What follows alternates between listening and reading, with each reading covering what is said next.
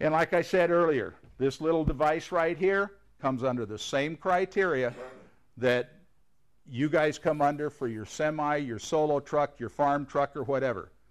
This thing is inspected to the exact same standards as to what your vehicle is. And if you can believe it or not, this is a non-bulk load because it's a package within a package. Okay, now I'm going to give you an idea of what we do for a CVSA inspection. This is down at Plymouth. We have the truck pulled into the side of the patrol or the side of the scale. We're going to do an inspection. We're going to put the chocks underneath. We're going to talk to you through the procedures that we're going to use. And basically it starts out at the front of the vehicle, and we're going to take a look at your vehicle from the front of the vehicle, in the cab, all the way around, and then we're going to be crawling underneath the vehicle. We're going to take a look at your identifiers. You must have the name of the company that you're working for. If you are a private carrier or a private owner-operator, the name that should be on that vehicle, if you're working for somebody else, you're leased to somebody else, better be the company you're leased to, not your name. Because at that point, your name doesn't count. You own the truck, but you're not operating under your own authority. You're operating under the authority of whoever you're leased to. So you need to have their name on there. You need to have their U.S. DOT number on that vehicle. In other words, whoever's authority you're operating under, you must have the DOT number and the name of that company on the side of your vehicle. Everything we track for commercial vehicles now is based on the U.S. DOT number. That's how we track the safety record of that vehicle, that company, and everything else is by that Department of Transportation number. Right now it's a federally issued number. It will become a state number here before too long. Our state is going to adopt the DOT number program to where if you operate within the state on any state or federal highway, you will need to have a DOT number then. So this is going to, and this is an issue as long as we're at DOT numbers. If you are a farm and you transport interstate, and that may be just across your backyard when you're down here in Milton Free Water area and stuff like this, you must have a DOT number as a farmer if you're crossing the state line. You must have a medical certificate if you're driving interstate as a farm. You don't need a CDL as long as you stay under 100 air miles and the 150-mile farm rule. But if you're transporting interstate, now this includes whether or not the load is going interstate. And this gets a little bit confusing at times because you have, say you're a farm operation and you're taking your farm products and you put them in the storage facility here in Walla Walla. Now you're going to pick up the same 10 loads you put into that facility, even though it's not your grain anymore, it's their grain. You're going to move those 10 loads down to by Wallula, and it's going on a barge and it's going to go to China.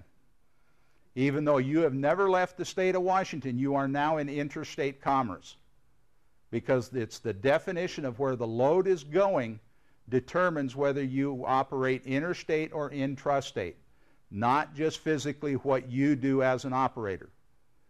So you can have a load that you only transport from Walla Walla to Wallula Junction, and you could still be operating interstate commerce because the load is designated to go to China. So remember that. Just because you think you're a farm, you better make sure that you're a farm operation because it's big issues. The laws are changing. When it comes to hazardous materials, the farmers don't get the blanket exemption that they used to get. There's a lot of changes. So if you get into that operation as a driver, if you don't understand them, give us a call. Because I would venture to say 60 to 70% of the farmers out here do not understand. That's who was calling me on the phone. Wanted to know about transporting Class 2 gases as a farmer. Is he exempt? No, he's not. Class 2 gases, because of their hazard, he is subject to the regulations just like everybody else. Now, he can haul gasoline, he could haul corrosives and stuff like this, and he's fully exempt. But because it's an inhalation hazard, compressed gas, he's not, has to comply with the regulations. So it gets very confusing out here.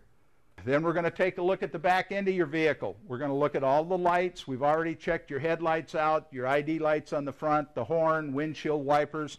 We're going to pump your brakes down until the low air warning comes on, and then we're going to move down the side of the vehicle, checking all the side lights, the condition of the frame, how well is this thing being looked at, or how well is it being maintained, and we're going to make a full circle around the vehicle. And that we're going to look at your driver's license, medical card, vehicle information, and shipping information to make sure that stuff is all up and current and correct. If it doesn't look right, you're probably going to be there for a while. And some of the issues there come that it says Joe Smith's Trucking on the side of the vehicle, has his DOT number on it. The shipping paper that you present us says J.R. Simplot. We got problems. Do you have a lease agreement that says you're working for them? Do you have a trip lease? What do you have? We have to know what that operation is. What are you moving and who are you moving it for? And when we look at your driver's license, we want to know, is the Cdl Class Appropriate?